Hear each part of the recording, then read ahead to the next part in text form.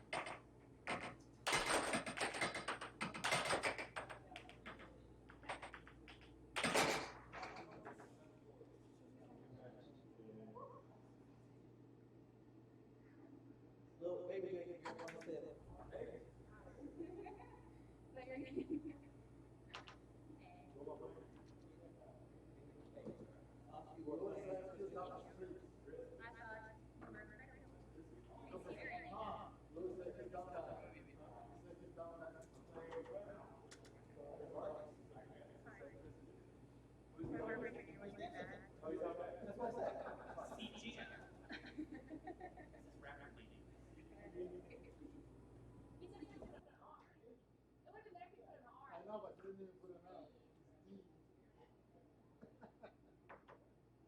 George, look. George, how old are you? Driving? Get a license? I'm driving, but no, I'm like, That's stupid.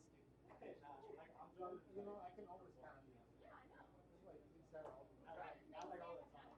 Tyler, be careful. Oh, for sure.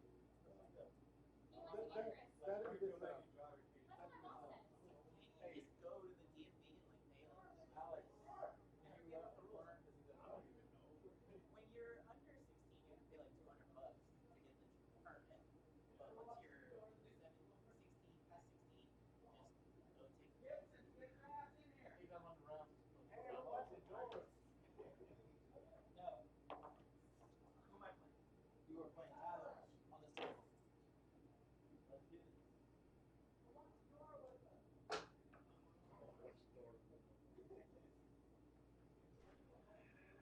Tyler, you ready to play? Yeah, you're up.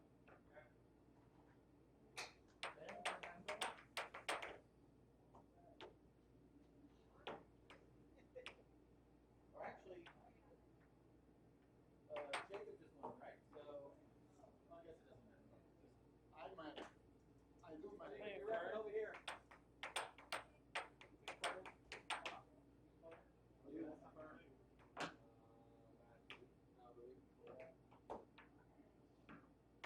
What am I ranking? You're a six. 4, right? Yeah, I think You're a six still? you're ranking. 6'6". 0'0". Yeah. That one, that one. Ready? Left.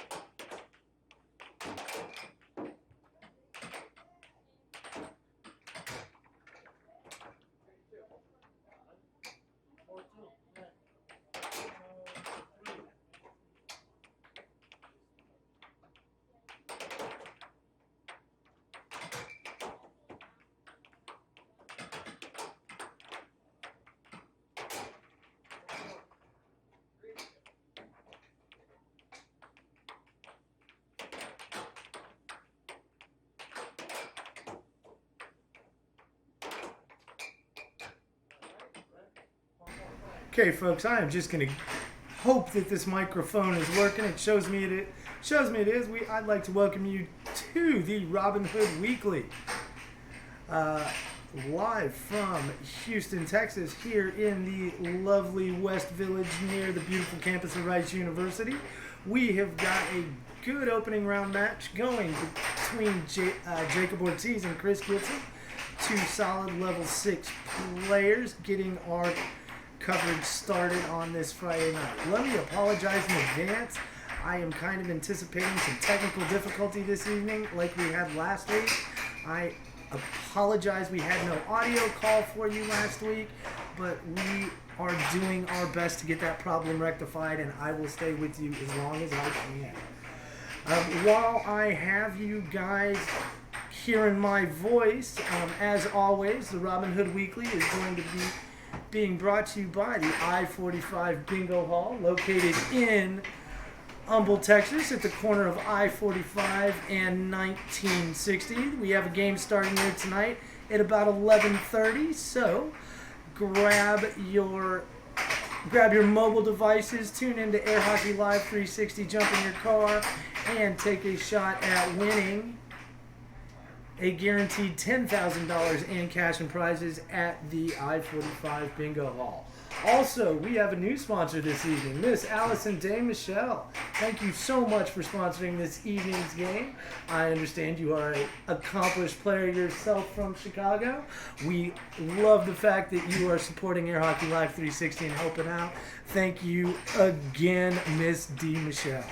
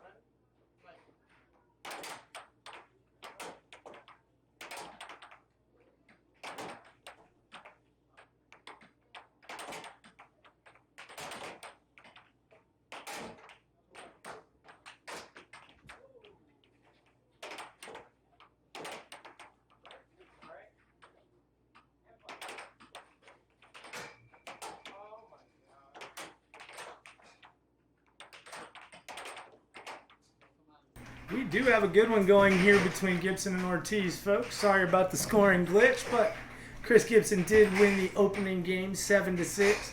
If you lost track of what was going on, my apologies. Got some exciting events coming up in the Houston world of air hockey, all in the next week. A week from tomorrow, 1 week from Saturday, at Pitch 25, we have got our first amateur challenge tournament going on. Pitch 25, located in East Downtown of Houston, Texas. That tournament will be running noon to 7 p.m. And we encourage anybody listening to come out and give this wonderful sport of air hockey your best shot. This is an amateur all-comers event, so we would like to see a lot of new faces. Again, that's next Saturday from noon to 7 at Pitch 25. And we have a big challenge match coming up next Thursday night. Pete Lippincott will be challenging Colin Cummings for his #1 ranking in the world. Make sure you tune into that. It will be at 7 o'clock Central Standard Time, right here on Facebook, Air Hockey Live 360. We're all looking forward to that match. Maybe Mr. Lippincott can knock Colin Cummings off, the two-time defending world champion, off that #1 ranking. You'll have to tune in next Thursday night to find out. We are all knotted up here at 4 in game number 2 as Chris Gibson comes back with the possession. Starts with a wild shot, good block from Ortiz, and it's going to earn him the offense again on the restart. These are two very evenly matched young players, really fast styles of play on both sides. And Alex Ortiz is our first player to 5. Ortiz needing to win this game here to avoid being sent into our elimination bracket. And while we're talking about elimination brackets, Alex Ortiz moves to game point and ahead 2 points at 6-4. The Robin Hood Weekly, as always, is a handicap tournament. These are 2 evenly matched players, so you will not see a head start in any of these games. They will start off at 0-0, but we do have we do have players ranked at lower levels than these 2. So if, say, one of these players was facing off against a level 1, the level 1 would get a 5-point head start at the beginning of each of the games. Right now, this match is really coming down to it. Neither player really able to seize any kind of momentum and run away with any of these games. Gibson closing out the first one 7-6, and Ortiz closing out game 2 7-5. But it's all going to come down to this. If you would like to follow all the tournament action live, you can log into brackalope.com. Type in Robin Hood in the search engine, and the Robin Hood Weekly will be the first tournament. The Robin Hood Weekly for the night will be the first one that shows up in the results list. Just click on that and you can follow the brackets live.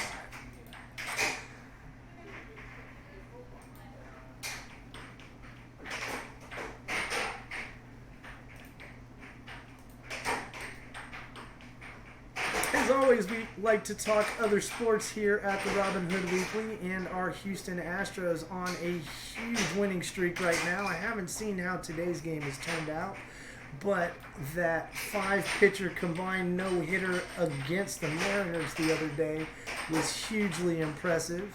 And the man-child, Air Jordan, really making his presence known in Major League Baseball at a very young age, winning American League Offensive Player of the Month honors twice in his first 2 months in the league. The kid is just unstoppable, and the acquisition of Zach Greinke, Joe Sanchez, and Biagini has just proved to be another genius move by Mr. Lunau over there in the front office. Gibson with the 2-point lead here, threatening to close out Jacob Ortiz in this opening round match. But Ortiz not ready to call it quits just yet. Cuts the lead to 1 at 5-4. But Gibson is the first competitor to match point, and Ortiz gonna have to rattle off 3 unanswered. And he's unable to do it as Chris Gibson closes out Jacob Ortiz 7-6, 4-7, 7-4 here in our opening match coverage at the Robin Hood Weekly. We are going to cut away for a short 40-second commercial break, but we will be right back after this quick video from our sponsors.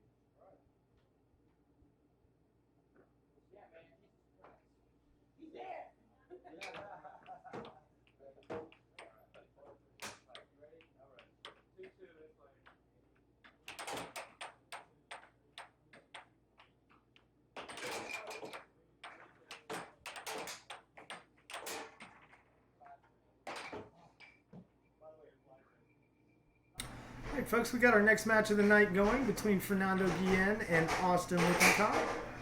Austin, a solid young level 2 player, against Fernando Guillen, a level 6. So Austin did get a 4-point head start to start this game and has, I believe Guillen's up 5-4. I could be wrong. We'll catch a score here. Once somebody gets a goal, we'll get a better idea of what the score is. But I believe it's 5-4. It might be 5-4 Austin. 5-4 Fernando. We're going to have to see here in a minute. Now we are all tied up at 5. And now our score is up to date. Sorry about that, folks. Lots of good back and forth in this one.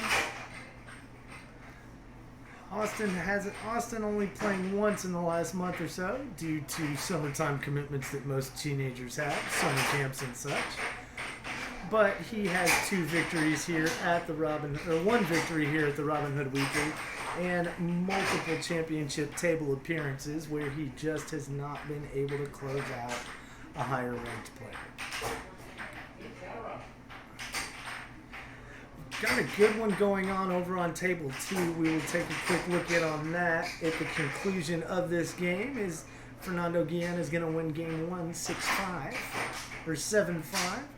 And take a quick look in over here on table 2. We've got a good one going between Jacob Wiseman and Mark Wahid. It's like 1-1 here in game number 2.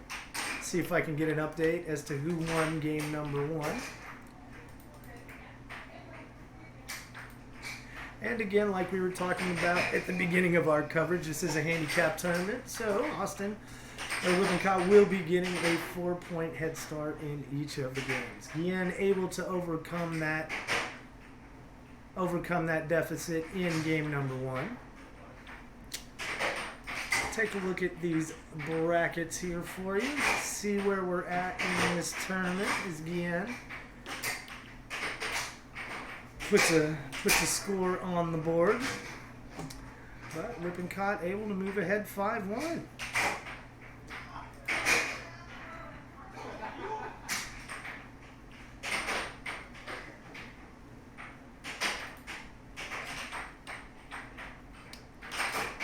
Lippincott needing to win this game to avoid elimination.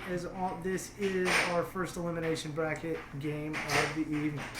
So one of these players will be sent trunk slamming before the night is over. Load up your equipment into your trunk, slam it, and head on home for the evening.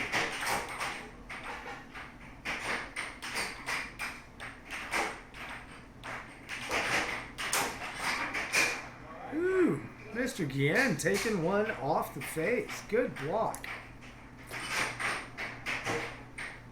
But unlike ice hockey, you serve as your own goalie and you do not have facial protection. Guillen looking to be getting a little bit more selective. Getting way more selective with his shots, but doesn't matter because Lippincott with an own goal off the back left rail allows Fernando Guillen to move within 2 at 5-3.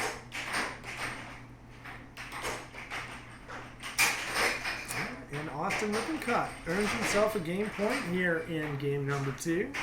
Again, needing to win game number 2 to extend the match and his evening.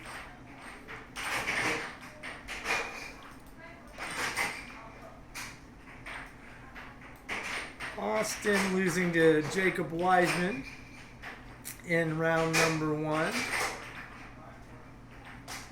And Fernando Guillen losing out to Tyler Gibson in his opening round.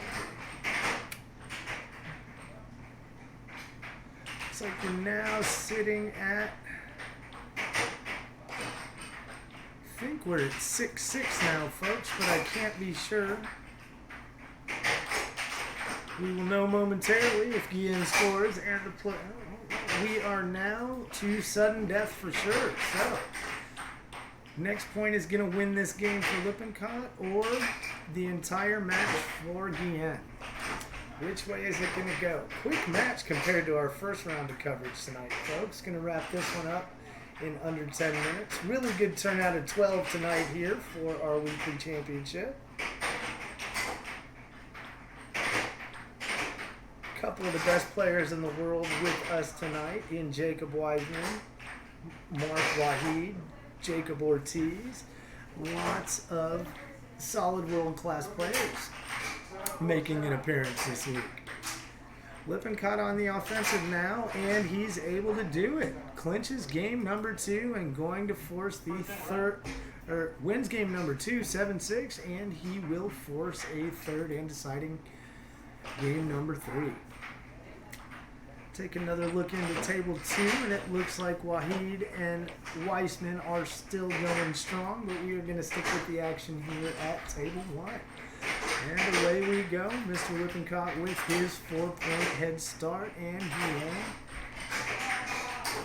attempting to make up the stack. That one was in and out, folks. Almost found the back of the scoring zone, but rejected by the equipment more than by his competitor. Guillen closes the gap to 4-1 with a beautiful left wall under. Came in with some good pace, too. Caught Lippincott leaning and snuck it in right behind the mouth. Comes right down the middle that time, and now has cut that opening deficit in half, 4-2, but it's short-lived as Lippincott comes down the middle with a shot of his own. Moves ahead, back up 3 at 5-2.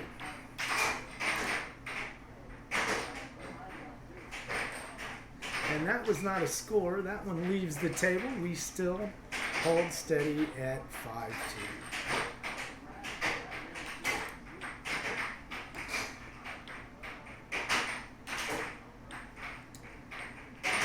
We anticipate our turnout getting bigger after school starts. We do have quite a few players from Rice and University of Houston who just aren't in town at the moment, who we look forward to seeing in the next couple weeks as schools come back into session. I'd like to wish a happy school year to all the students out there who I know are dreading what's coming in the next couple weeks. Everyone is always a little excited about the first day of school, but there's always that bit of nervous trepidation, especially for kids starting in new schools away from their old friends. Lippincott looking to close out this match, ahead 6-4 right now, sitting on match. I apologize. He's only up 5-4. He's still 2 points from victory on Lippincott's side of the table, while Guillen still needs 3.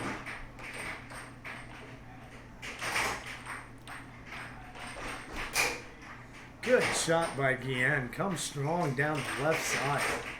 Good hard wrister. Right down the pipeline, and Lippincott can do nothing about it.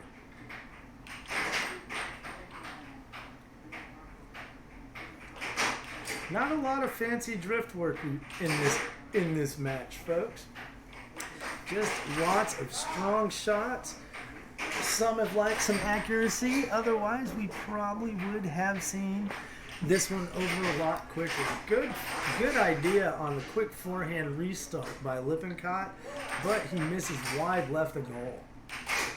Nice shot from Guillen down the right side, and Austin Lippincott is going to be sent packing with a 7-5 loss here in game number 3. Congratulations, Fernando Guillen, as he moves on in our elimination bracket. He will move on to face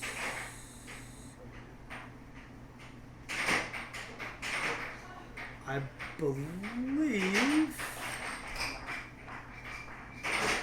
Let me refresh these brackets real quick, see what we got going on.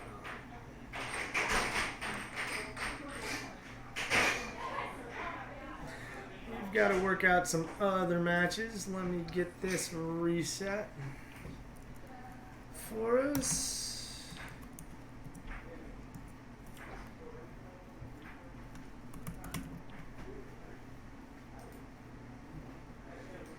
got a match about to start between Alex Ortiz and Chris Gibson. This should also be a good one. This will be an evenly matched game. Neither player will be getting any kind of head start in this match. We are going to stick with this coverage as I do believe everything is wrapped up on table 2 for now. It has. We are running 3 tables tonight for the first little bit due to the large turnout of players.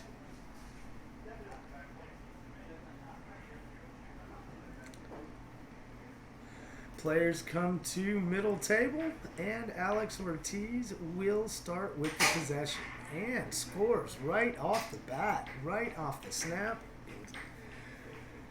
Under 7 seconds, and Alex Ortiz is on the board.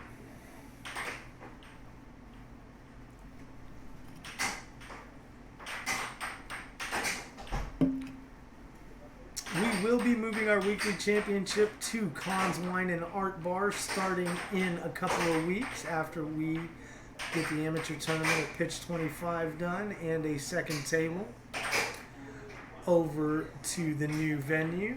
If you folks would like to check the new venue out, maybe come out and play. One of the tables is already in-house, and it is located at 2808 Milan in Midtown.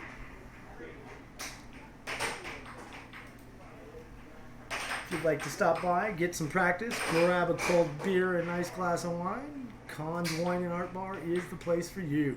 Again, we will be moving this tournament in the next few weeks over to Cons Bar, and it will still be an all-ages tournament that has been worked out with managers and owners. So we look forward to seeing y'all at the new venue. We are all knotted up at 4. Alex Ortiz got out to a quick 4-1 lead, but Chris Gibson has made up the stagger and is now taking the lead at 5-4. Good offensive burst from Chris Gibson there.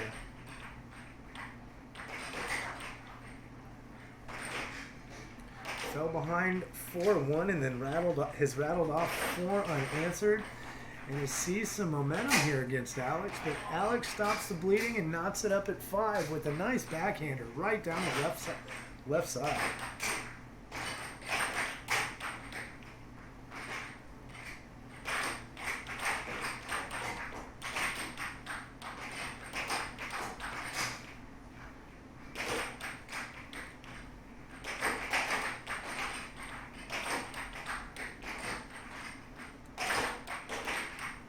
That was a really good block by Alex Ortiz on that left wall, on that left rail attempt from Chris Gibson. He wasn't able to stall it and take over on offense, but that puck was coming hard, and Ortiz absolutely cut it off at the pass.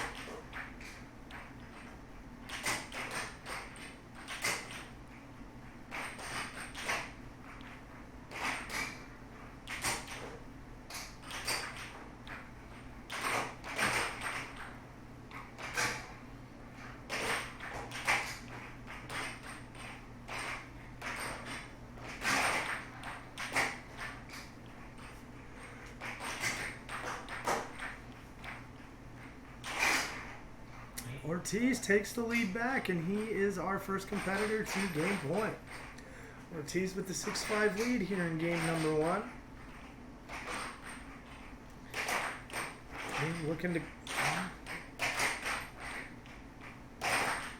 Gibson needs to be careful not to surrender possession too much, or Ortiz is going to close him out. Good block by Gibson off the right rail attempt. Another good block by Gibson. Ortiz is really starting to work that right rail hard. Ortiz taking a really tough angle. He's going deep off that right wall and trying to cut it in on the underside of Gibson, but but he ends up finishing off Gibson off the left wall. Goes left wall under, and is going to win game 1 7-5 in just about 4 minutes flat.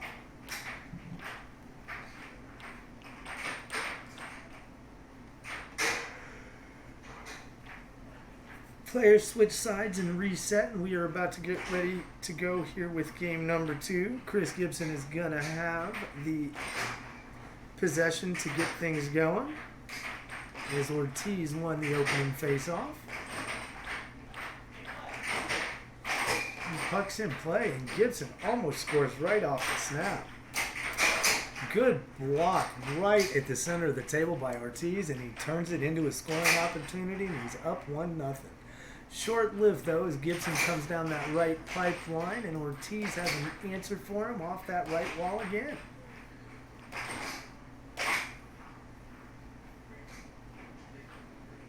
Almost looks like Alex Ortiz has found something he likes in Gibson's defense.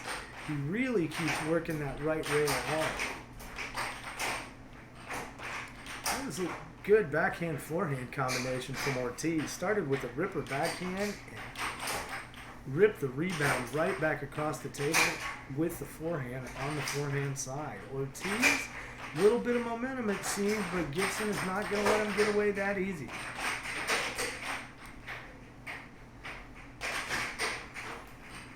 This is a winner's bracket match, so the loser of this match will move into our elimination bracket to face off against Lilo Dyer, while the winner of this match will move on to face Tyler Gibson in the championship bracket semifinals.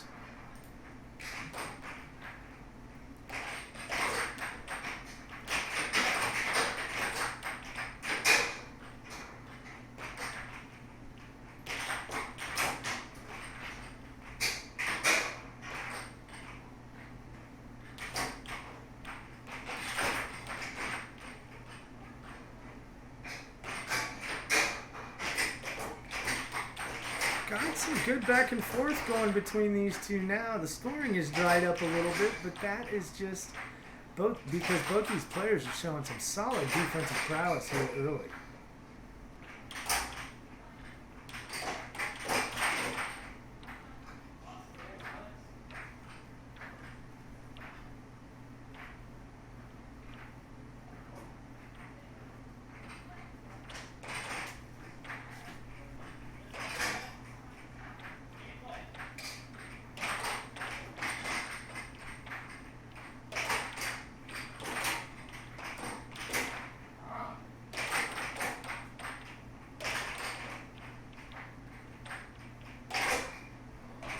Good block by Ortiz is gonna put him back on offense.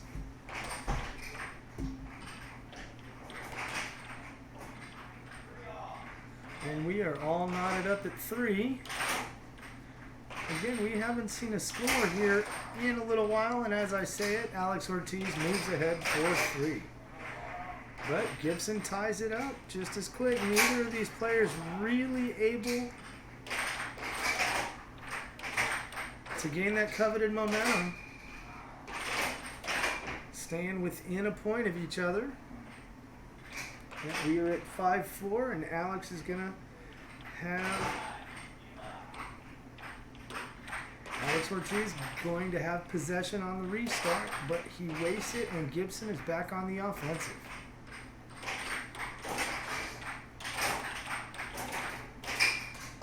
Alex Ortiz really picking up the pace of play in this match.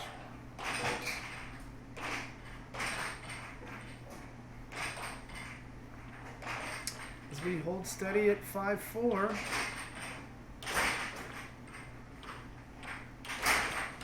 Again, the winner of this moving on to the championship bracket semifinal, while the winner moves into the elimination bracket, and Alex Ortiz moves ahead to 6-4 and now has a double match point, or a triple match point. Gibson going to need to rattle off 3 unanswered and win game number 3 to avoid a trip to the elimination side.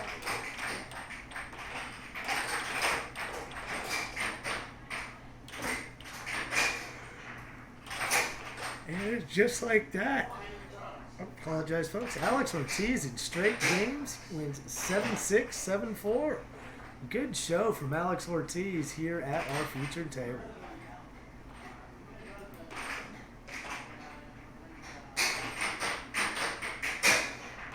right, folks, we are going to cut away for a short commercial break, but we will be right back after these messages.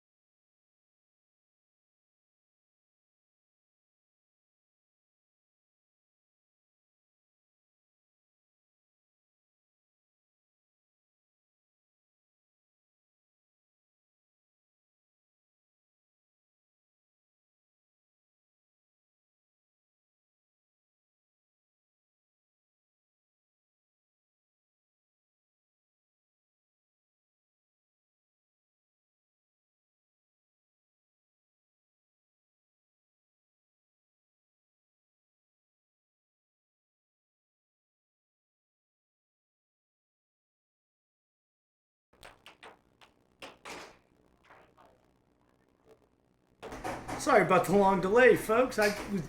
Didn't realize I was still running the commercial. I had a split screen going. Elahi Montazari is up 6-4 on Mark Wahid here in game number 1. So we are looking at a game point. Sorry, I've been talking to myself as well. That's always exciting. Seen some good matches here on our featured table tonight, folks. Take a quick live look in on both our tables, see what's going on. I do not believe we have any action at table 2 as of right now, so we will just stay here at our featured table. Table 2 is going to be Weissman versus Weissman. I have just been informed, folks, we have got a sibling battle coming up on table number 2. It is going to be a battle of the Weissmans. Elahi Montazari wins game number 1 here on our featured table.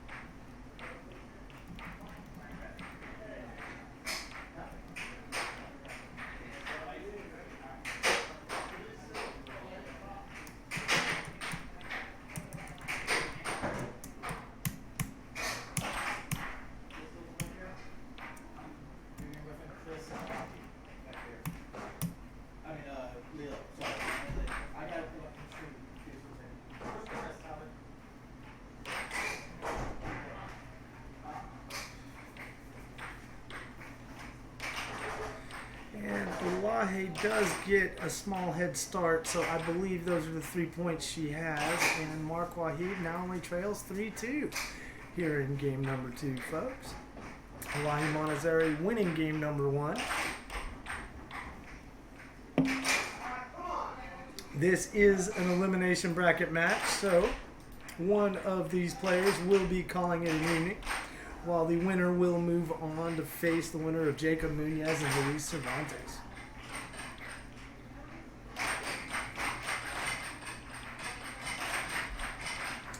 See what I can do about getting you guys a live look in on that table 2 game.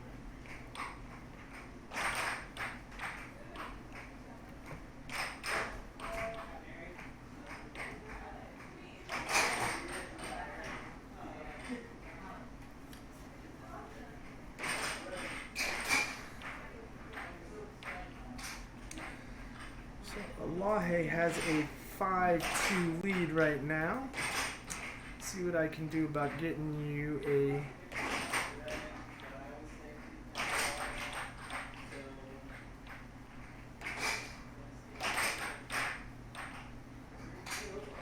I can't tell if the players on table 2 are warming up and the official is just off screen or if they're actually playing. My apologies, folks.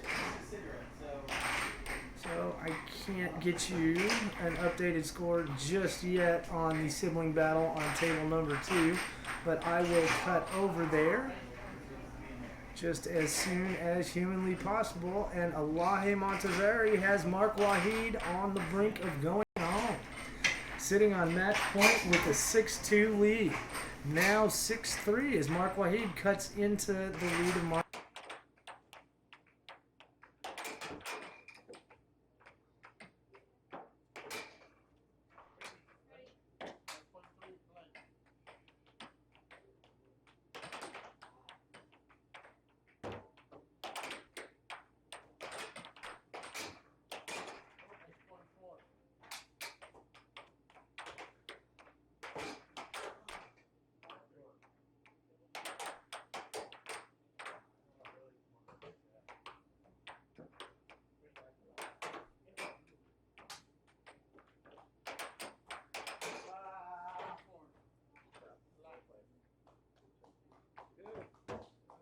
Okay, folks, Elahi Montazari is going to finish off Mark Wahid 7-4, 7-5, or 7-5, 7-4, and win 2 games to nothing in about 9 minutes and 30 seconds. Solid match. Let's kick over here to table 2, take a look at the battle of the siblings. Unfortunately, I can't get you the score right now because the official is sitting out of view.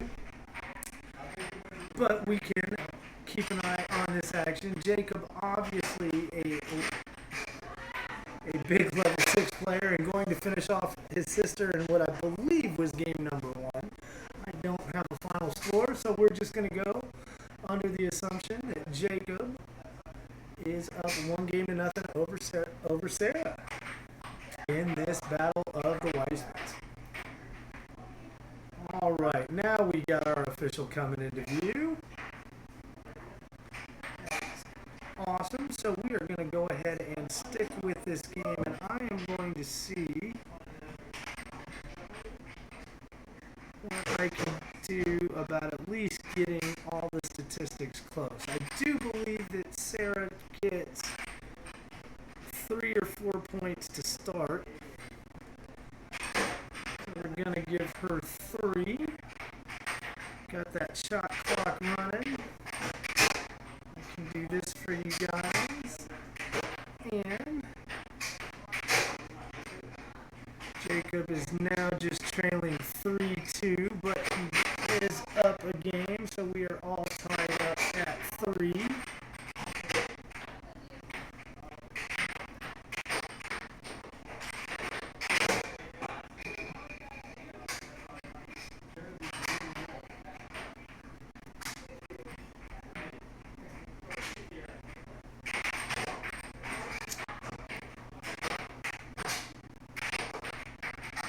And I do believe we have our score all caught up, unless Sarah has managed to score a couple that I didn't see. But I believe she is now trailing her brother Jacob 4-3.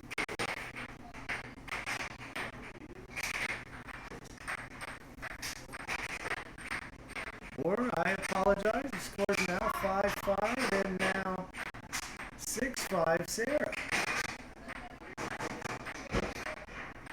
I believe we are looking at a sudden death for the match right now, folks. Let's see how this turns out. Sarah's going to take a quick time out and try to gather her nerves. We can take a quick look in and see what's going on over at table number 1. Got a match between Tyler Gibson and Alex Ortiz going on over there right now. We need to be back on this table.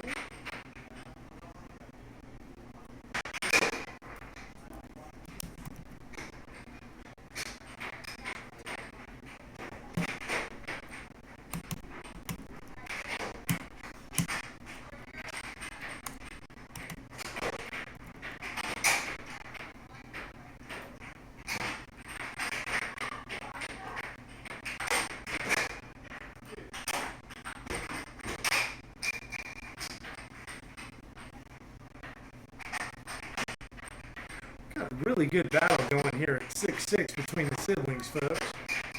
Trust me, there is no giving it to anybody and no love lost. And Jacob Wiseman is going to finish off sister Sarah 7-5, 7-6. Congratulations to Jacob as he moves on in the elimination bracket. We are going to go ahead and go over to this Alex Ortiz-Tyler Gibson match. And I'm going to see if I can get you a score. I know Alex has 2.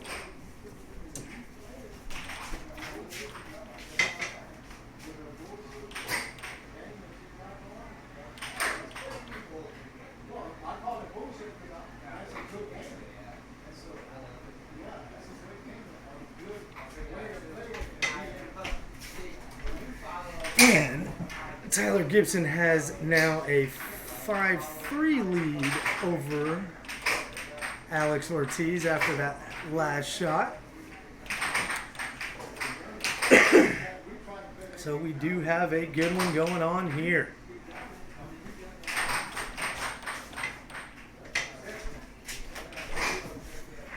And Gibson moves ahead to 6-3 on Alex Ortiz.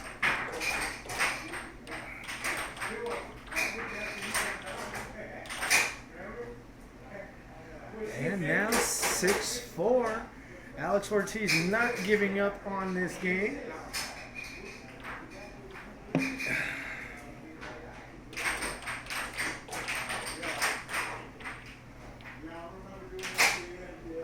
But Gibson is going to finish off game number 1, 7-4.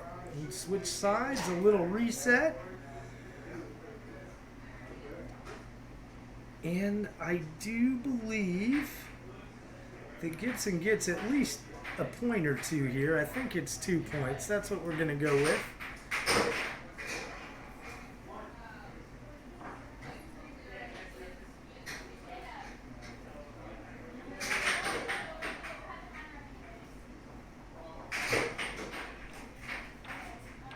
Or 3 points.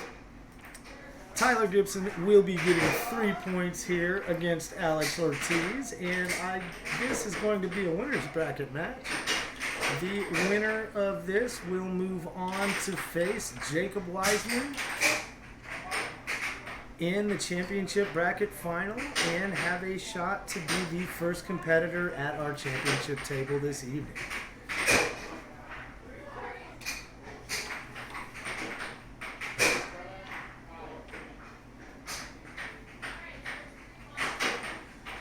It's now 3-1 Tyler, my apologies. And Tyler moves ahead 4-1 with a beautiful left wall under. Snuck it right behind the defense of Alex Ortiz. Alex Ortiz has been playing some strong air hockey over the last month and a half or so. Multiple wins and definitely multiple championship table appearances. He's been on quite the run and he's looking to continue it here against Gibson. But Gibson has the lead in this game and has a 1-game lead already in the match. So Ortiz gonna need to win here to avoid taking a trip into the elimination bracket. And with a turnout like we had tonight, folks, getting to the championship table out of the elimination bracket early is going to be a tough hill to climb. It definitely is going to add multiple matches to any competitor's evening in the elimination side. It is absolutely better to just win your 4 matches on the winner's side and get through to it. But Alex Ortiz is in danger of being sent to the elimination bracket right here. But Ortiz knots it at 6, and we've got sudden death. It's either going to be a match win for Gibson or a game win for Ortiz, and we'll move on to game number 3 if Alex can hold on here and close out Gibson on this possession. Good idea. Took a little bit of the mustard off that hot dog. But Gibson was ready for it, and the change of pace didn't have an effect on the defense, but Ortiz with a great forehand off the right rail on the short side goes under Gibson's defense and wins game number 2, 7-6. Just passing the 7-minute mark here at our featured table. This one of our championship bracket semifinals. Once again, the winner of this moves on to face Jacob Wiseman and will have a shot to be the first competitor onto the championship table this evening. Both these players just 2 matches away, or a match and a half away from their shot at the Robin Hood Weekly Championship.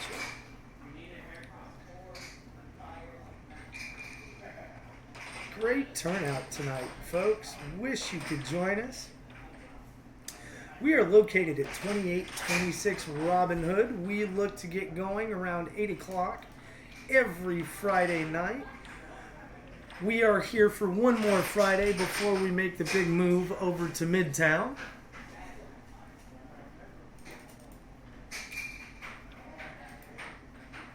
So if you'd like to join us next week, we would encourage you to do so. Just please join us at 2826 Robin Hood.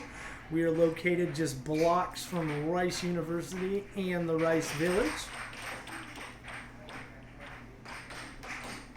In a house on Robin Hood Lane.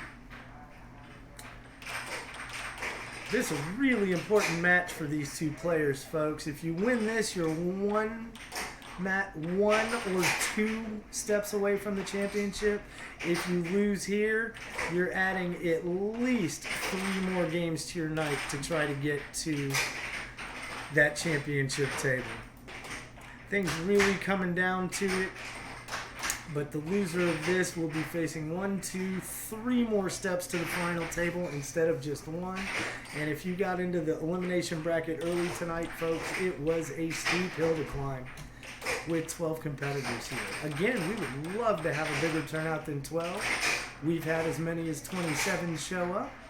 The more players we get out, the more sponsors we can find, and the more money we'll be able to play for on a weekly basis. Gibson is now, I believe, at match point against Alex Ortiz. Ortiz gonna need to rattle off 3 in a row, or he is going to be sent over to the elimination side. And the hill to the championship just gets that much taller.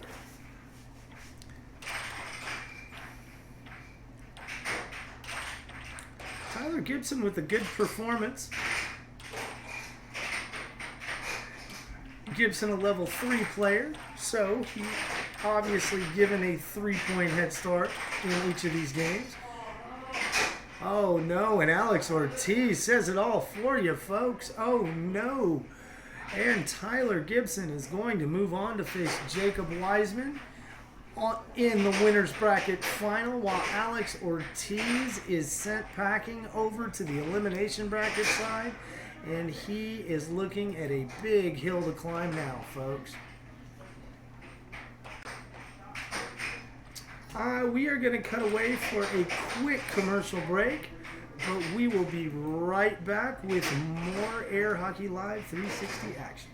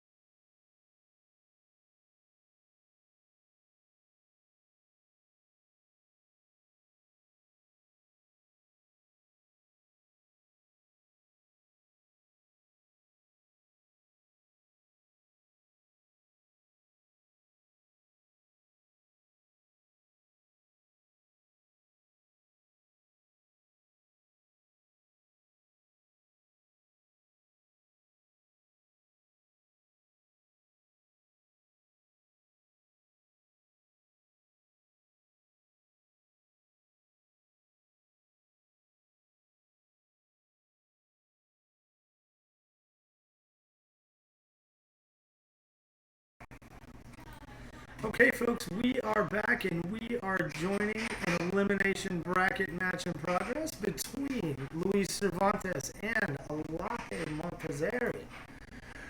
The winner of this match will move on to face Alex Ortiz in an elimination bracket semifinal.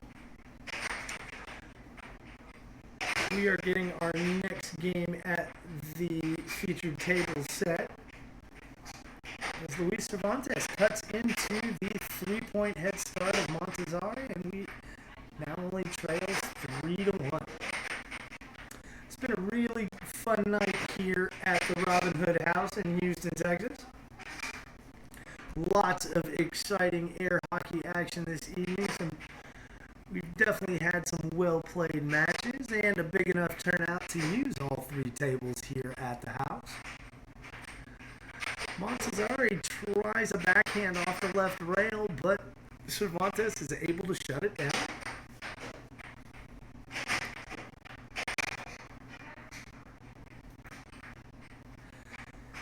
And we are now all knotted up at 3, I believe, after 2 quick scores from Cervantes. And now Luis takes a 4-3 lead over Montezari and has the momentum going his way. But Alaje finally off the schneid with her first natural point. And now they're just trading blows back and forth like 2 prize fighters in the ring. Who is gonna get knocked down first? And Cervantes really seizes the advantage as he moves to game point at 6-4.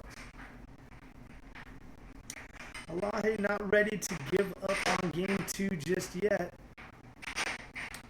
Trying to create an opening with a little bit of drift work.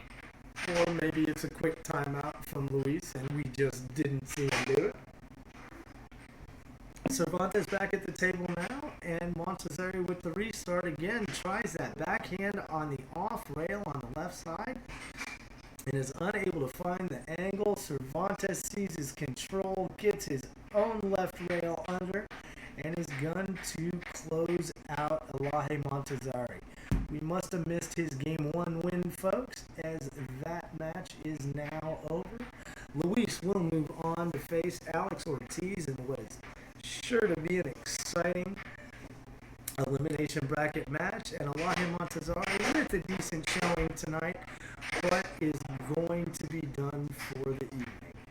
Okay, folks, we are going to step away for a moment while our Table 3 to no coverage finishes up. My name is Jay, and again, I would like to thank our sponsors at the I-45 Bingo Hall in Humble, Texas, as well as the wonderful Allison DeMichelle for her contributions to tonight's tournament. Again, my name's Jay, and I will be back after this short break.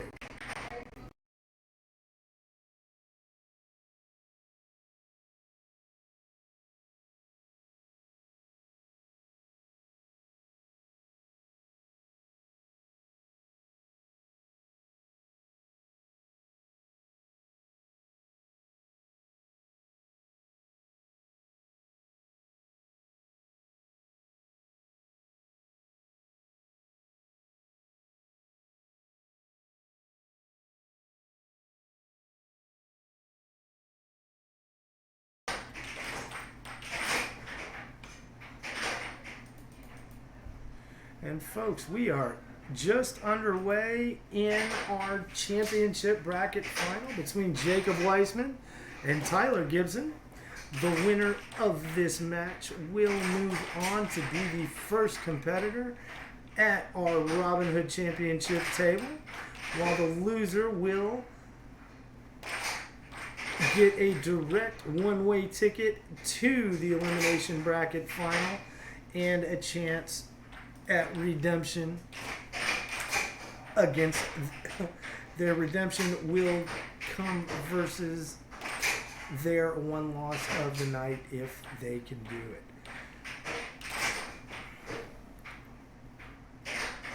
Gibson's got a 5-1 lead over Jacob Weissman. Pretty impressive, as Weissman is a former world champion, has grown up in an air hockey family, and has got a father who is a multiple-time world champion.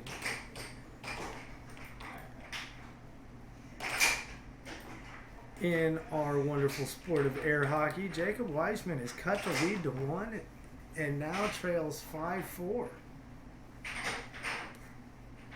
Gibson needs to not be lazy on his defense, as Jacob Weissman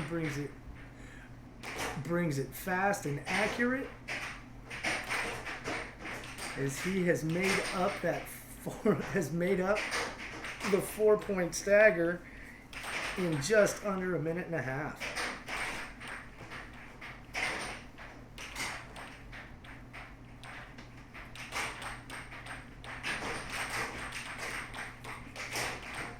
Nice forehand from Wiseman, but just missed wide left. Gibson really looking a little out of his element on defense, but he's doing a good job shutting the former world champ down.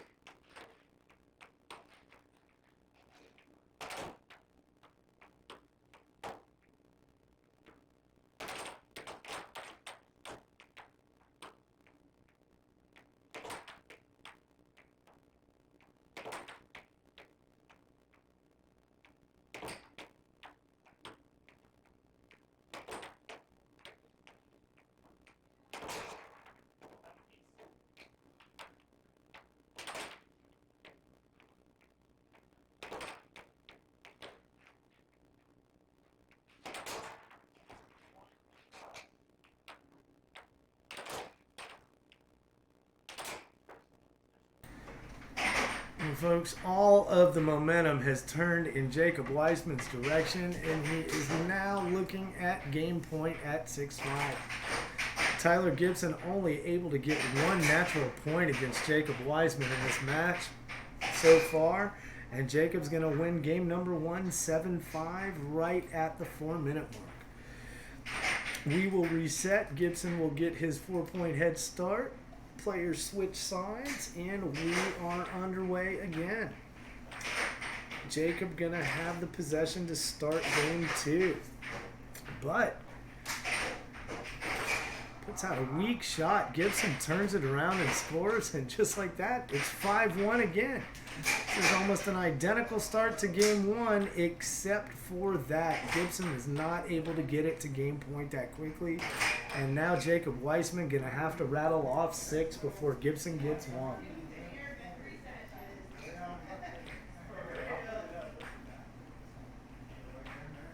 It's been a pretty entertaining match so far. Tyler Gibson doing his best to hold his own against Jake. And it would not be a big shock if Gibson was able to close out game number 2, and he does in just about 1 minute flat. So we are all tied up at a game apiece, and both of these players have got that championship table in their sights.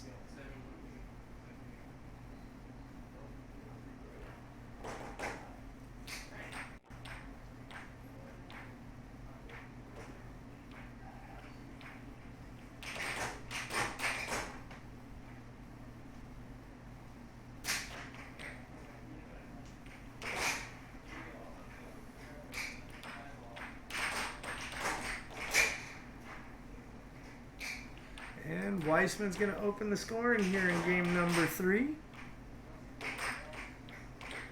I have a feeling he's really going to lay it on Gibson now.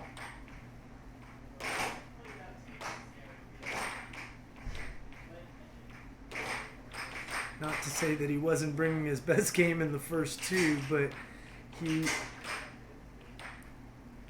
both of these players now just minutes away from one of them being at the championship table. Time to start playing with time to loosen up your play, and if you're in Weissman's position, you've really got to see if you can rattle the player with the least amount of experience.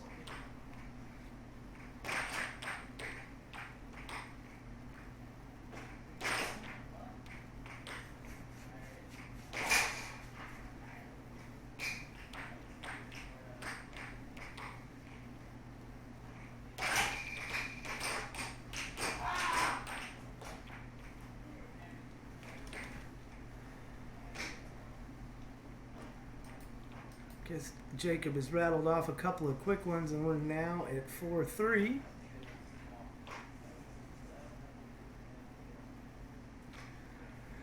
And Gibson really going to be in a bad spot if he lets Jacob catch up in time.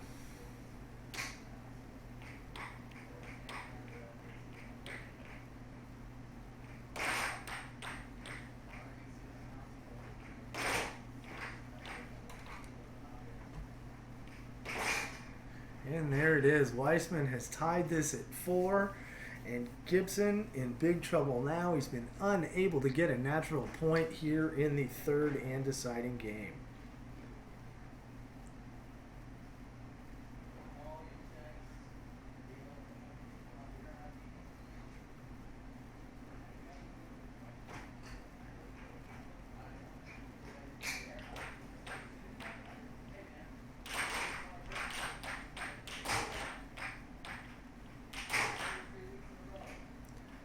Some good back and forth in this one. Mostly Weissman moving forth and holding Gibson back. And Weissman seizes the lead at 5-4. He has started the third and deciding game with 5 unanswered goals.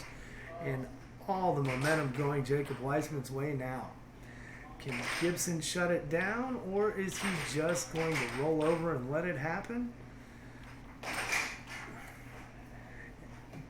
Gibson's head is on the chopping block for the executioner Weissman now. Gibson unable to score at all here in game number 3, and Jacob Weissman will move on to the championship table, where he will be the first competitor. He will await his opponent, and Tyler Gibson will be moving into the elimination brackets. He will move into the actual elimination bracket final. So he will be awaiting. We've got lots of things to play out before we get that far, folks. So we are going to cut away for another quick word from our sponsor, and we will be right back with our elimination bracket semifinals.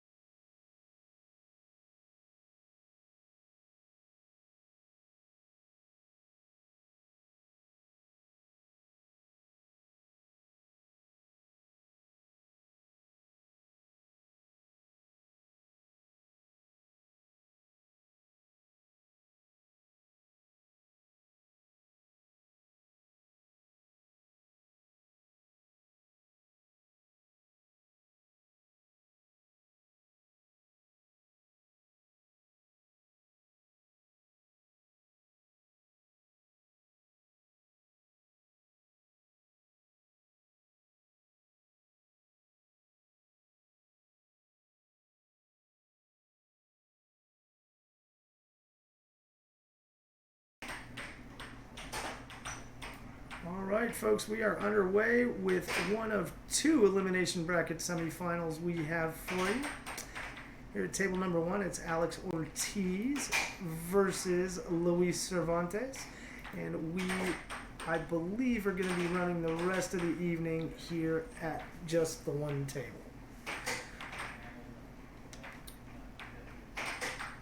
I will make sure to cut into table 2 if I see the other elimination semi get going, but I don't believe that's going to happen. And obviously my spelling is wonderful with elimination. Sorry about that. We are 44 seconds in, and Cervantes has seized a 2-0 lead over Ortiz. Both of these players have been making some deep runs in the weekly championship over the last month and a half. Luis has a win, has at least one win I can remember. I know Alex Ortiz has multiple, but we also haven't seen the Weissmans around for a while, and some of the other strong players who also can make really, really deep runs on a weekly basis.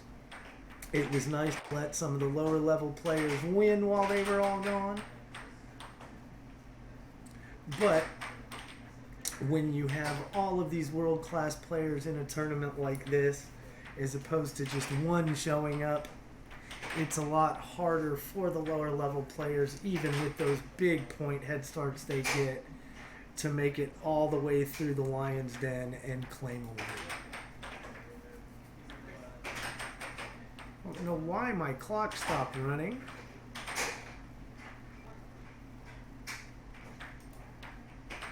I don't know why we...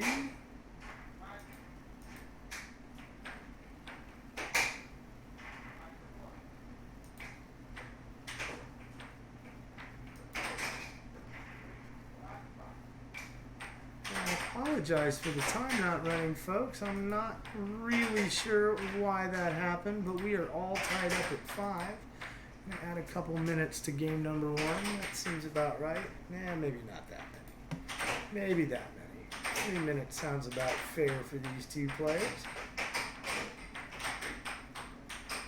Lots of good back and forth. Ortiz tried to get that mid-table block, but was unable to do it, and with really lucky Cervantes didn't sneak that under his puck for the under his mallet for the score. Ortiz now looking at game point number 1 with the 6-5 lead over Cervantes. Lewis not going quietly, looking to push it to sudden death, and he does. We are at 6-6 here in game number 1. Winner of this match will move on. I apologize. These are the elimination quarterfinals. I messed that up as well. We can fix that.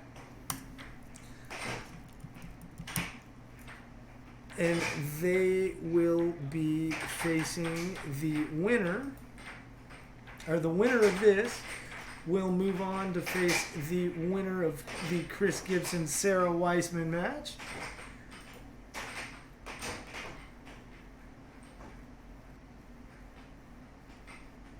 I do believe Ortiz won that game. I missed the goal out of the corner of my eye. No, he did not. Luis Cervantes wins game number 1, 7-6. Good comeback from Lewis there in game number 1. All right, we reset, switch sides, move on straight into game number 2. As I was saying, the winner of this will move on to face the winner of Sarah Weissman and Chris Gibson, while the loser, unfortunately, will be going home with a 6th place finish tonight. I am really having some spelling issues tonight, folks. My apologies. And man, 2 quick scores, and Alex Ortiz is up 2-1. Players just trading goals in that exchange.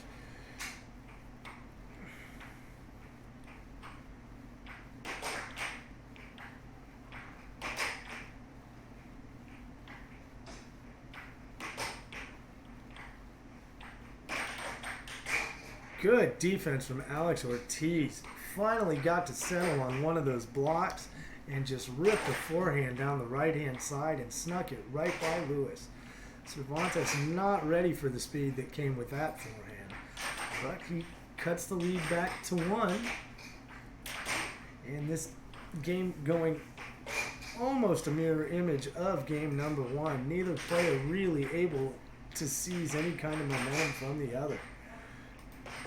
But Lewis, with the game 1 win, is the one who is, I'm not going to say safe, but can afford to make a mistake or two here in game number 2 and still be okay with a 3rd game guarantee. So he can loosen up his play a little bit, while Alex Ortiz has to stay defensive, has to keep his scoring zone covered, and that can make points hard to come by.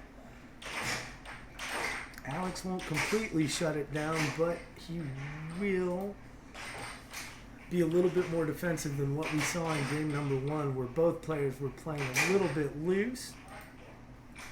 And Cervantes, nice shot down the right-hand side, just a backhand ripper, and Alex couldn't get the mallet over in time. Cervantes is the first to string a couple together. And he strings 3 quick ones together, and he's going to finish off Alex Ortiz in just under 4 minutes. Straight games, 7-6, 7-4. Okay, folks, we are going to cut away for just one more moment.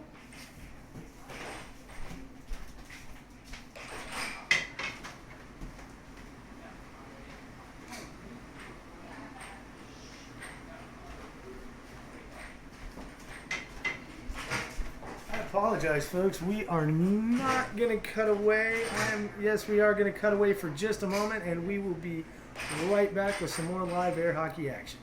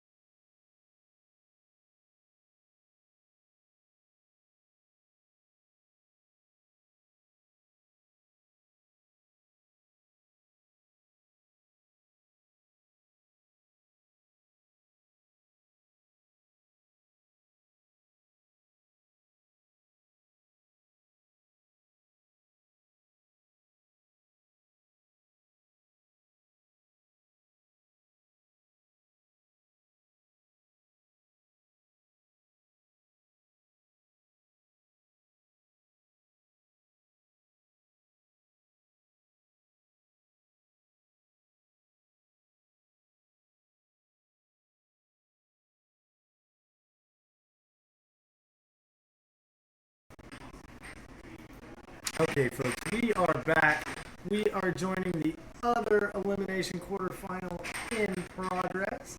This is going to be Chris Gibson versus Sarah Wiseman.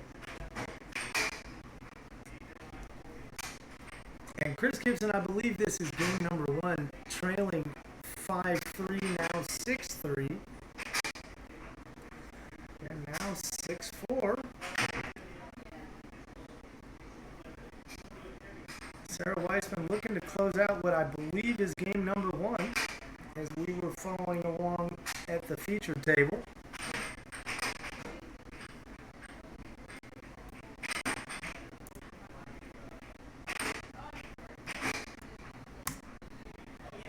And Chris Gibson has closed the gap, and we are now at sudden death. Like I said, folks, I do believe this is the opening game of this match, but we are just going to have to see what happens with the players after the next score. Good block by Wiseman. Shuts Gibson's attempt down off the right rail.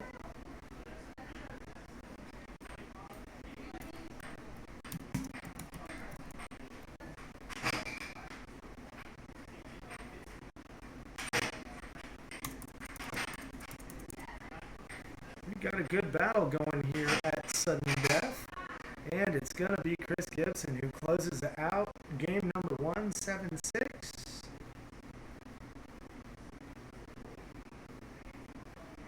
No, I apologize, folks. I think that one's over. I think Chris Gibson has just won that match, and he has. He is going to defeat Sarah Wiseman in the other elimination bracket quarterfinals, so he will be moving on to face off against Luis Cervantes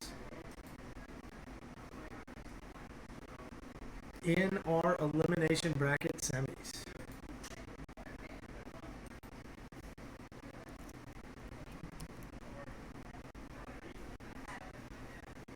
And we are going to cut away again for a quick word from our sponsor, and we will be right back with our elimination bracket semifinal.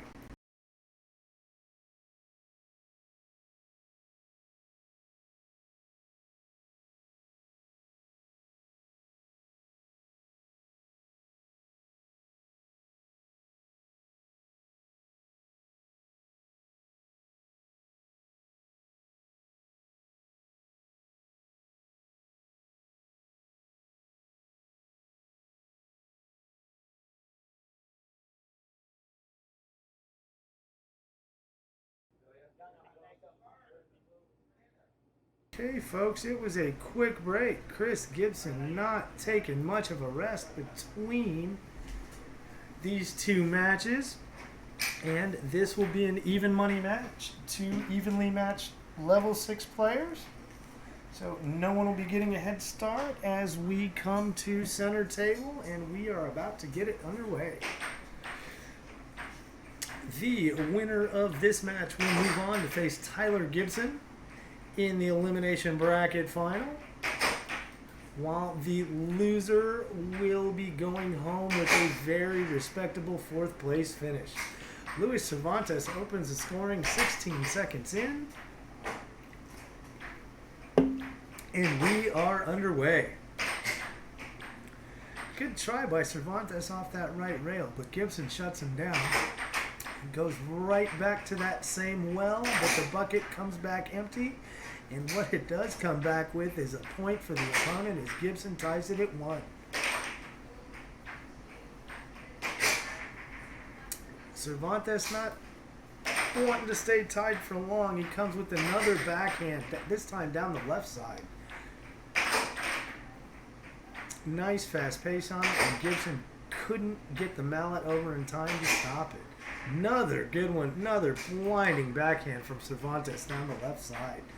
Think he's found a hole, and he's gonna keep going to it, and he finds it again. It's rattled off 3 in a row to the same spot. Gibson gonna need to close that door, or Cervantes is gonna continue to walk through it. Cervantes that time going off the right rail and completely catching Gibson off guard. Gibson looking for that shot straight down the left again, but it doesn't come. Gibson finally off the scoring schneid as he has a nice forehand off the left rail and then follows it up with a backhand down the right side of his own. Cervantes first one to 6 though, and looking to close out Gibson really quickly here in game number 1.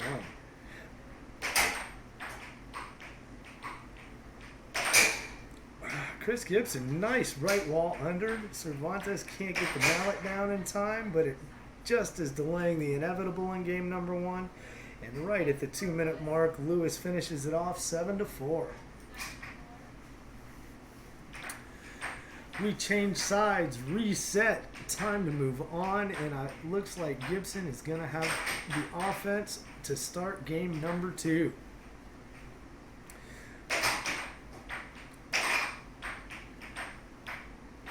Really seeing the importance of game number 1 tonight, folks. Cervantes is going to be, you watch here, Luis Cervantes really going to be able to loosen his game up because he has got, I don't want to say he's got a game to play with, but a loss in game 2 only sends him to a game 3, while a loss in game 2 for Gibson is going to send him packing.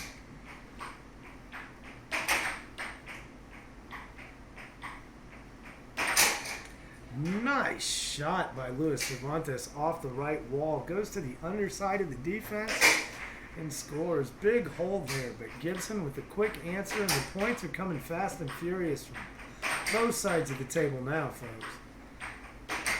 Chris Gibson finally starting to get some accuracy on his shots, and Cervantes gives up 3 quick ones, but he does tie it right back up at 3 apiece. Seeing good clean hockey tonight too, folks. Not a lot of pucks launched off the table. Definitely no mallet topper penalties tonight. Every time Chris Gibson has scored here in game number 2, Cervantes has followed it up on the subsequent possession. It was happening in game number. Wasn't happening in game number 1. Cervantes just blew him out in game number 1. Gibson started to make a small comeback when Cervantes got it to 6-1. But Gibson only able to get to 4 points before Cervantes closed the door at 1-7-4. Cervantes working that back right wall. Looks like he's trying to loosen up the left side of Gibson's defense, and that's absolutely what he was doing, and it works. Cervantes moving ahead 5-4. Another good shot from Gibson. But it's the first one to 7 points, folks. So Gibson gonna have to string at least 2 points together to take that 1-goal lead. He can do it here if he can hold out on defense and turn the offense into a score. That was the first opportunity, but Cervantes shuts him down. Wow, Luis Cervantes with just 2 hard and powerful shots, and the third one he comes straight down the middle again, just a little bit to the right of goal. And now Chris Gibson staring a trip home straight in the face. Cervantes at match point at 6-5.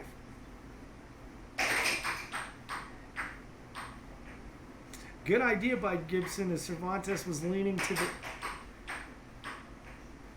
to Gibson's left side. Gibson tried to go off the right rail and sneak one in the right side of goal, but Cervantes, not having any of it, shuts him down, and Luis Cervantes gonna finish off Chris Gibson 7-4, 7-5. 2 quick wins from Lewis, and he will move on to face Tyler Gibson in our elimination bracket final. Once again, I'd like to thank our sponsors tonight, the I-45 Bingo Hall. They've got games going right now. Make sure you get out there. Take your shot at $10,000 in guaranteed in cash and prizes. And one more thank you to Allison Day Michelle from Chicago for contributing to tonight's telecast. Again, my name's Jay. We are going to cut away for a quick break, but we will be right back with our elimination bracket finals between Luis Cervantes and Tyler Gibson.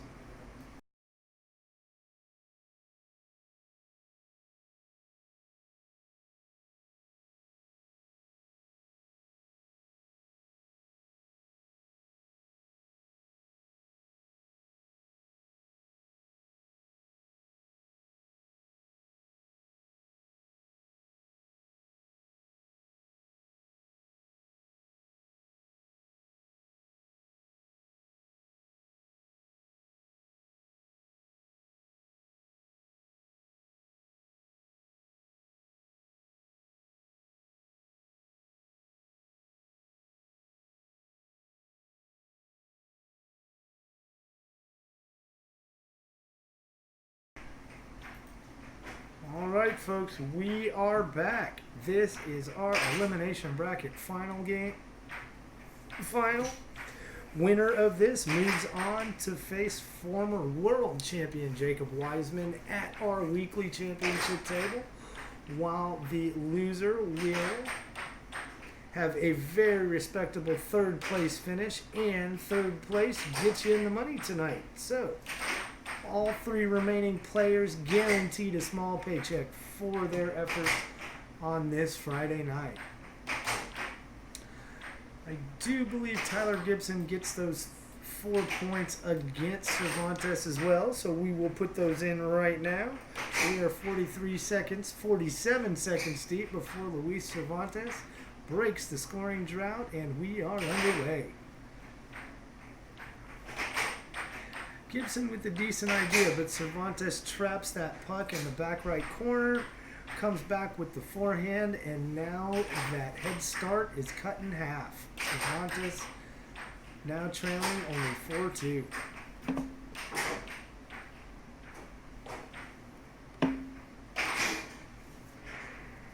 And Cervantes continues to chip away. We're about to pass the 1.5-minute mark, and he is now only 1 behind. And right at 1.5 minutes, right at the 92nd mark, Cervantes has made up the head start, and all the momentum going his way. Tyler Gibson still looking for his first natural point in this match against Luis Cervantes, and seeing as how he was shut out in Game 3 of his last match, it has been it'll be 2 full games since he scored if Cervantes shuts him out here. And Lewis, one step closer to doing just that, moves ahead 5-4 right at the 2-minute mark. Gibson really struggling to find the scoring area. He was unable to score against Jacob Weissman in Game 3 of the winner's bracket final, and has been unable to get off the schneid against Luis Cervantes here in game number 1 of his next match. And there it is. Gibson finally off the schneid, knots it up at 5. Gibson really needed that one to at least get some of his self-confidence back that he can find the scoring zone at all. Great block off the table by Cervantes, and he is going to have the puck on the restart and a chance to win game number 1. Sorry. And that is just what he does. He finishes off Tyler Gibson 7-5, just past the 3-minute, 10-second mark. Tyler Gibson only able to score 1 natural goal in game number 1, and he's gonna need to find more offense than that if he plans on beating Luis Cervantes. He does get the scoring going though here in game number 2, and just like that, he's up 5-0. Must have heard me talking because the door to my studio is open. Another good shot from Luis. Not really wanting to keep the pressure on the youngster now. All the momentum going Cervantes' way, all the scoring he's been doing, and Gibson only managed 2 natural points against Cervantes here in our elimination final.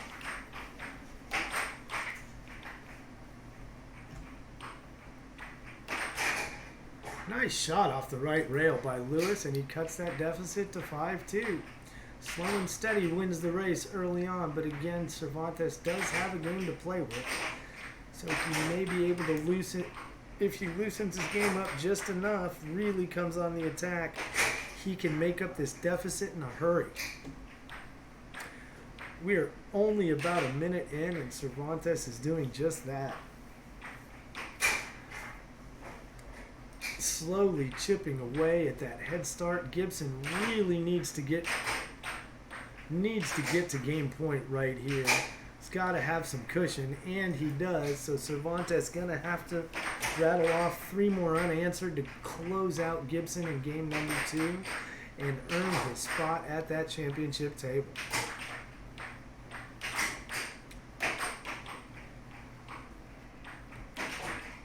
Good block by Gibson on that backhand from Cervantes. I thought that was going to find the back of the scoring area, but Gibson shut it down.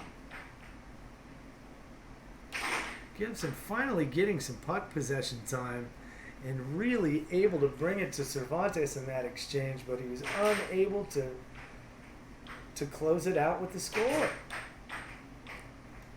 At the end of all of that offensive work, you have to be able to close him out.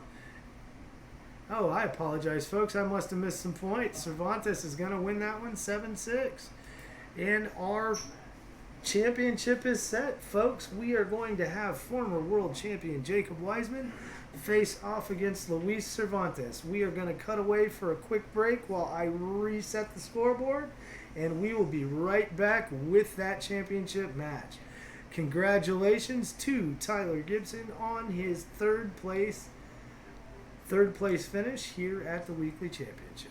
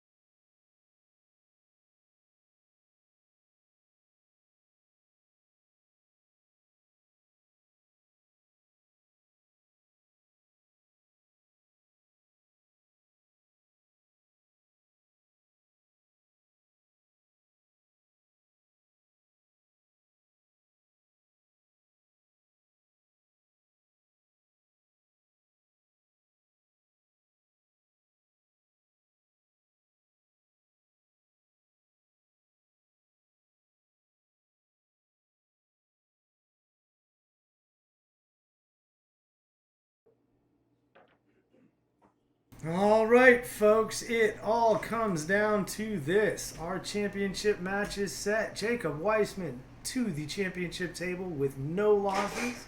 Luis Cervantes with 1. What just happened there?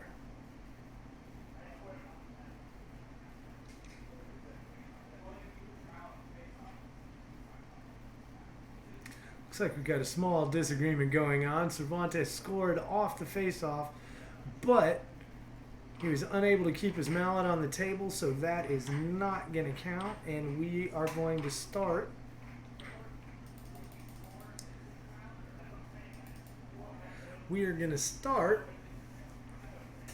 from here with Weissman in possession at 0-0. Match about 18 seconds old, and we are underway. This should be a good one, folks. Lewis's 1 loss this evening coming earlier on to Alex Ortiz. No, I apologize. Wow, Luis Cervantes losing in round number 2 to Sarah Weissman. So Cervantes has climbed the mountain known as the elimination bracket all the way from round number 2 and scores first against Jacob Weissman. Now for Lewis to claim this championship, he is going to have to get 4 games on Jacob Weissman. Weissman only is going to need 1 match to win. He can win it right here. But if Luis Cervantes wins this first 2 out of 3 tilt, that's going to hand Jacob Weissman his only loss for the evening. And even though it's the championship table, Weissman is entitled to a loss in a double elimination just like anybody else. So we will reset and do it all again with both players at 1 loss. But if Weissman is able to win this opening match, things are all over and he will be our champion. It's been a good night with lots of exciting hockey, really good featured matches tonight. Lots of strong back and forth action. And Jacob Weissman has just been on fire all night, almost unstoppable. Tyler Gibson was able to steal game number 2 from him in the winners bracket final. But again, Tyler Gibson getting a 5-point head start over the champion and only needing to score 2 points to win any 1 game. Cervantes not going to be nearly as intimidated by Jacob Weissman as a player like Tyler Gibson might be. Cervantes has earned his bones, earned his medals. Neither of these players strangers to the World Championships. While Cervantes has never won it and Weissman has, Cervantes always has deep runs at our 2 World Championship events each year. Both players just trading goals to start, and we're knotted up at 4, almost 3 minutes deep here in game number 1, and Cervantes gets his first lead of the game at 5-4. He said Lewis not going to shy away from a player like Weissman.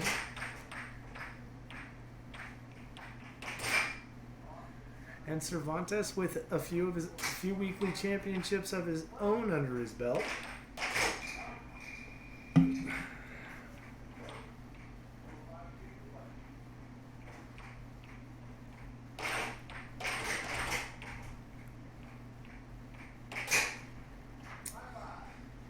We are all knotted up again at 5. Again, these players just trading points back and forth.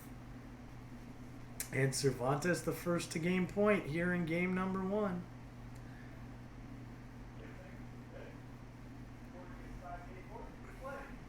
Jacob Weissman obviously wanting to push it to sudden death right here.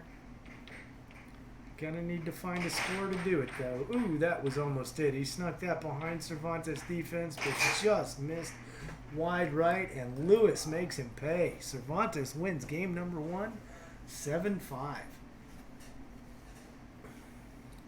Nice opening game from Cervantes, not letting the speed of Weissman's play intimidate him. And Weissman, unable to get it to sudden death, surrendered possession, and Cervantes took advantage and scored. Really even first game there, folks. I know Cervantes won by 2, but that could have just as easily gone to Weissman as it went to him. Good start from Lewis, though. Always looking for a strong start against a player of Weissman's caliber.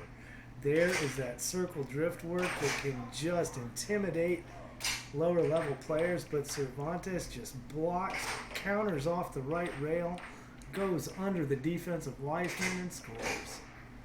And Jacob Weissman with a rare mistake and his own goal, trying to control the puck. But an answer, and Lewis is really rolling. All of that momentum he's built up in the 2 matches leading into this one is really starting to show. All the confidence in the world, and Weissman now showing frustration with himself. 2 own goals from Jacob Weissman in this game, almost unheard of. And Cervantes looking to pile on, and does. He gets it to match point. And Jacob Weissman staring his first match loss of the night in the face now. Lewis not wanting to let Weissman score, but it does give Cervantes possession after the score and the ability to do whatever he would like. He decides for the quick restart, and Weissman shuts him down. We're now at 6-4, and Weissman really in trouble here.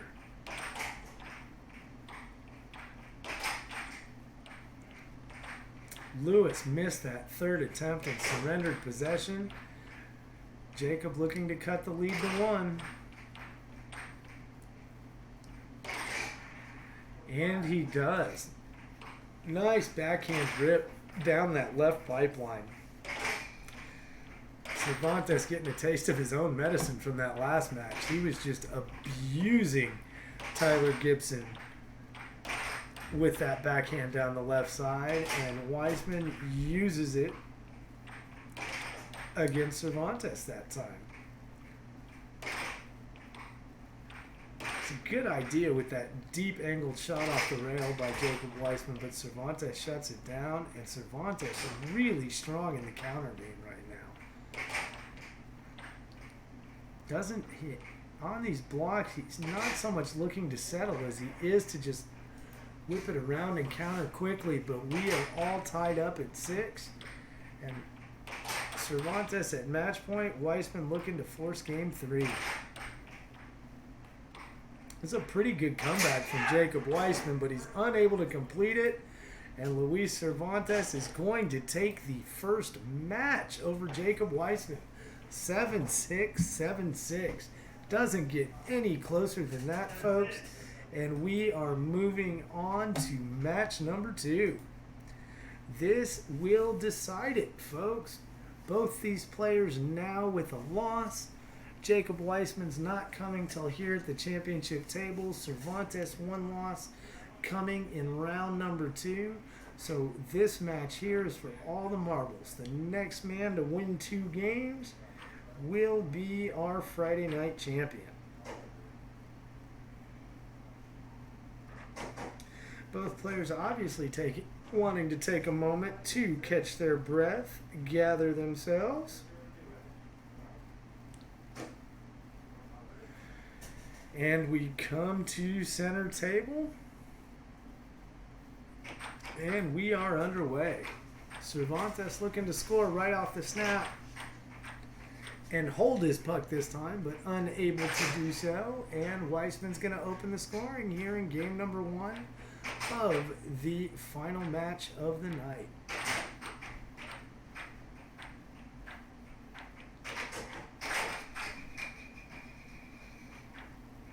Again, folks, these 2 very evenly matched players.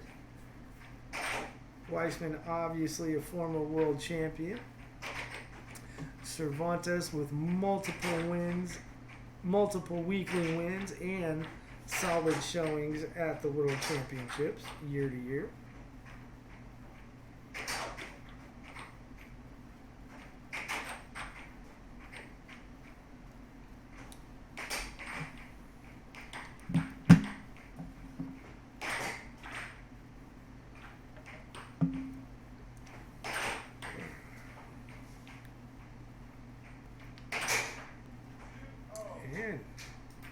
Weissman moves up 2 at the 1 minute mark. Jacob really using that drift work to try to open up a hole.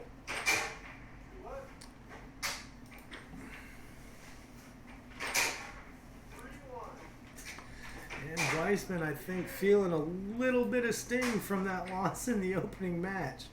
I know he was wanting to close it out quickly as he moves ahead 4-2. And both these players just trading shots off the left rails. Back and forth, 2 left rail unders for each player, and here we are now at 4-3.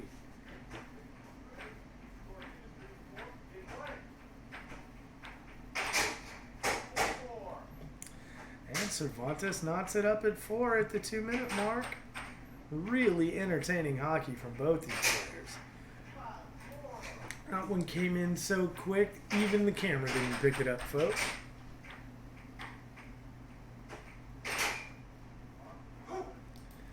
Weissman coming off the left rail, going under again. Really deep angled shot on that one. Came off that left rail deep on Cervantes' side of the table, and I don't think he believed the angle was going to work, but Weissman with just the perfect shot. Oops, we are only at 5-4. Jacob is not about to win. My apologies.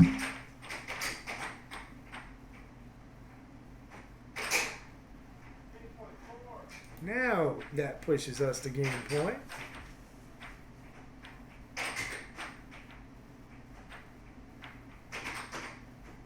Nice block by Weissman. Cervantes really wanting to get back in this game and get it to sudden death. And that block encounter is a step in the right direction. Beautiful work from Luis Cervantes on that exchange. But also delaying the inevitable. Weissman going to close out game 1 7-5.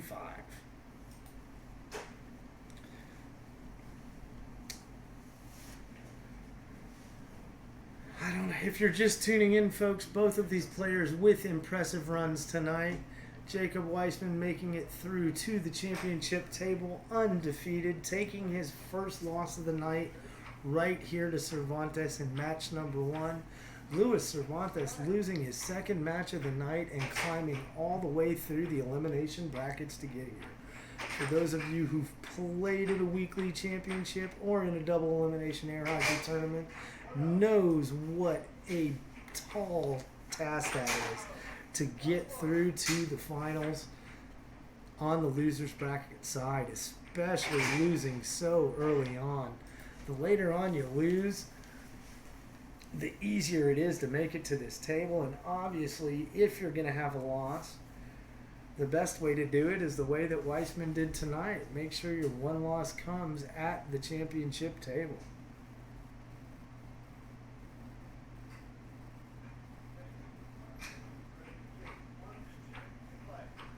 And we are back underway.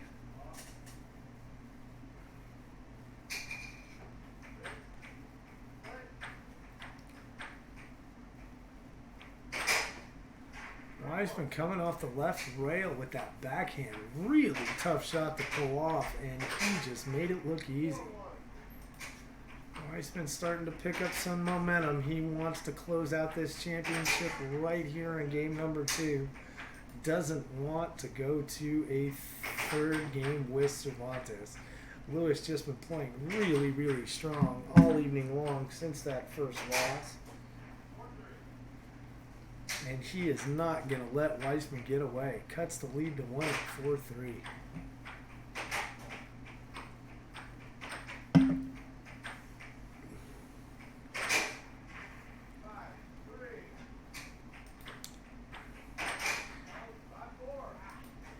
And Cervantes needs to start stringing some points together, or this is going to be over. I know Lewis wants to get to 6 before Jacob, and he's unable to do it, and Weissman is looking at championship point. Cervantes has his second loss staring him right in the face. Good block, and he's going to get it back. but only gets off one attempt. And really, folks, you can't do that on offense unless you're going to score on the first one. You really, if you're going to miss or your opponent's going to get it, you want the puck to make its way back to your side of the table. And so didn't happen for Cervantes that time. He's now within one of Weissman, but Weissman's within one of a championship.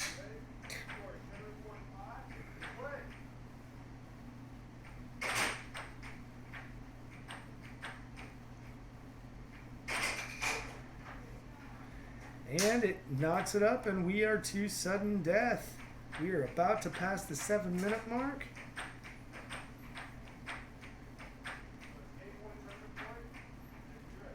And you heard it from our official, Mark Waheed. It is game point for Cervantes, tournament point for Weissman. How's this going to go? Can Lewis force a game 3? Or is Jacob going to be our champion? Going to be our champion. Good block by Jacob.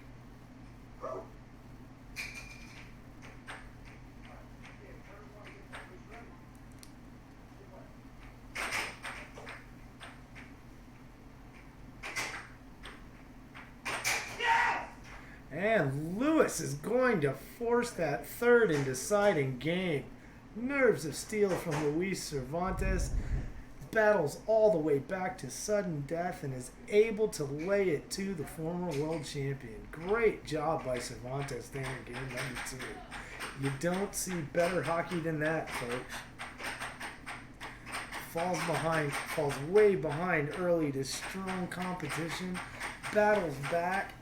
Fought off match point attempts at 6-4 and at 6-5. Was able to get it to 6-6. And then get the win.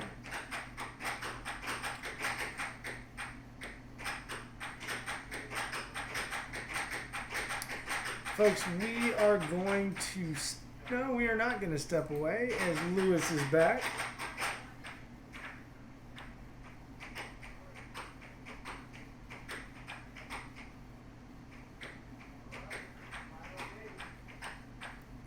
And this is our final game of the night, folks. No doubt about it, it all is coming down to this. This has been definitely the most entertaining match of the night.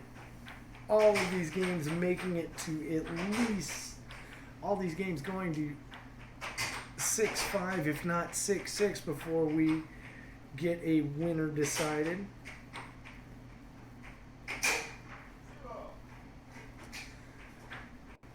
And this is almost identical to the start of last game. You see that a lot. Let's see if it works out the same way. Weissman goes up 2 really early. But Cervantes was able to battle back in game number 2 and find victory and force this third and deciding game of the night. I mean, we always like to know that our fans are getting their money's worth.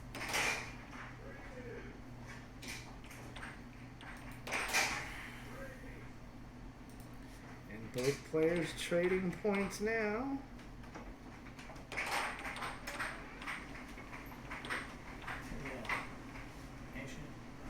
Hold up.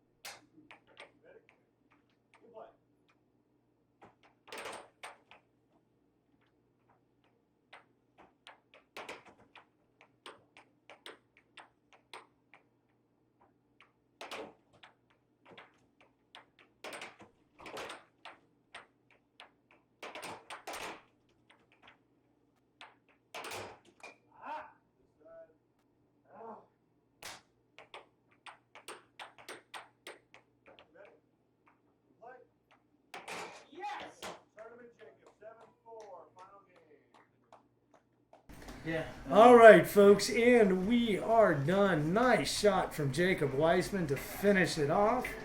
The former world champion claims the Robin Hood Championship for August 9th. Congratulations to Jacob. Luis Cervantes with a very strong second place finish.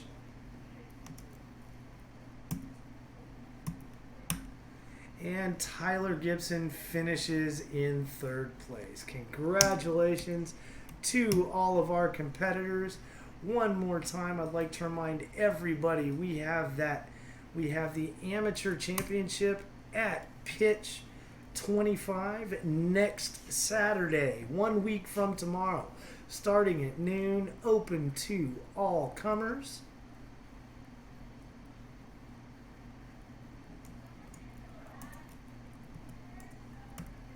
And we have the big challenge match between Pete Lippincott and has challenged #1 in the world, Colin Cummings, for his title.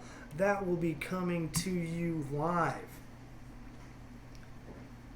7 p.m. Central Standard Time next Thursday night. Again, next Thursday night, Pete Lippincott has challenged Colin Cummings for his #1 ranking in the world. You can tune in live right here on Airhockey Live 360, or you can stop by the Robin Hood House and watch it up close and personal, free admission. The address is 2826 Robin Hood Lane.